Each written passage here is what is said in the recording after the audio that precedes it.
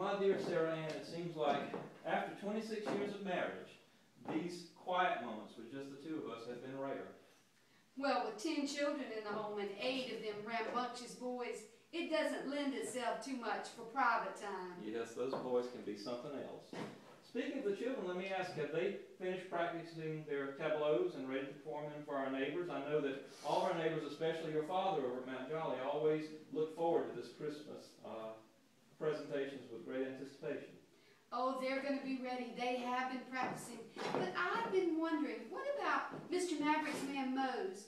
You think he might play the fiddle? Mose is a very good fiddler. I think that's a very good idea. As you well know, the adults always enjoy these Christmas plays more than anything else during the season. Of course, I do feel like the children, especially the boys, might enjoy other things a bit more. Like a carriage filled with our friends and neighbors coming up the hill about sunrise for some eggnog? Yes, but I was thinking more along the lines of the boys firing off their shotguns on Christmas morning or blowing up those horrid, smelly pig bladders into kickballs. That's always a terrible thing. Well, you've been so busy with the children and with the Christmas preparations. Have you had any time for yourself this holiday? Well, I did take some time for myself in the garden. You know that's one of my favorite places. But with the academies closed, I gave lessons to William, Henry, and Margaret. Sarah Ann and Ozzie Jr. and which other of the little ones did I see? Thomas. I forget too much. Running around on their stick horses, having a good time. And that's just like them. I do declare, Sarah Ann, you are so busy. You must have the energy of 3 women. I don't see how you do it. I must admit that I'm feeling every one of my 50 years this Christmas. And I'm so happy that we're going to have a break from the chores around the plantation to have some rest for ourselves. Well, you know, for the last 11 years, you have put everything you have into this plantation. Why, you have been cultivating cash crops, and you have been using the plantation for a scientific laboratory. Yes, and I must tell you that my experiment with rice in the upcountry has perhaps been my most taxing endeavor. Taxing, but very productive.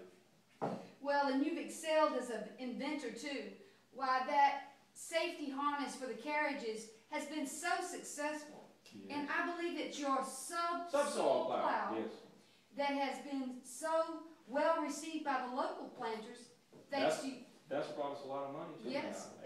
Your friend, Mr. Calhoun, has helped with that. Yes, and now that you bring up Senator Calhoun, it brings to mind that I have been quite in demand as both a speaker and a writer in Pendleton. The gentlemen at the Farmers Society have asked me numerous times to speak before the Society at Farmers Hall, and as you well know, my articles published in the Farmer and Planter have been very popular, the most notable among them being the discourse on the need for agricultural education in South Carolina. As you well know, agricultural education is the basis upon which our wealth and esteem are based in this country. And many northern colleges already have in place professorships and endowments that specifically are in place to teach scientific agricultural education. While they have model experimental farms in place, but not the first step to date has been taken place in South Carolina to put any kind of an agricultural education or college in place.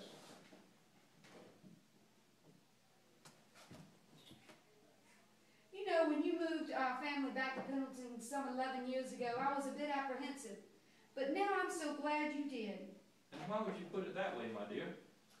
Well, I find the people in Pendleton to be so comfortable and so hospitable and sociable, never in a rush. No. Why, the men are so punctilious in their points of honor and chivalry. If you say so, my dear. And it has become a haven for esteemed citizens, statesmen, and famous generals, like your friend, Mr. Calhoun. Yes, and now that you do mention the famous senator, I must say that I feel so privileged to count him among my friends, and we've been so honored to have him as a guest in our home here many times. The senator, even though he is a politician, he and I do have similar views on experimental agriculture. And when he's home from Washington, he does enjoy the country life, and he enjoys experimenting with new farming methods and production over at Fort Hill. I find myself out of some ink. Do you remember the first time that Mr. Calhoun came to visit, what Margaret had to say? I believe I do. Let me recall, and if I'm wrong, correct me. She said, "Who is that grave gentleman with the deep-set eyes and the steel gray hair? He is so tall." Yes, and he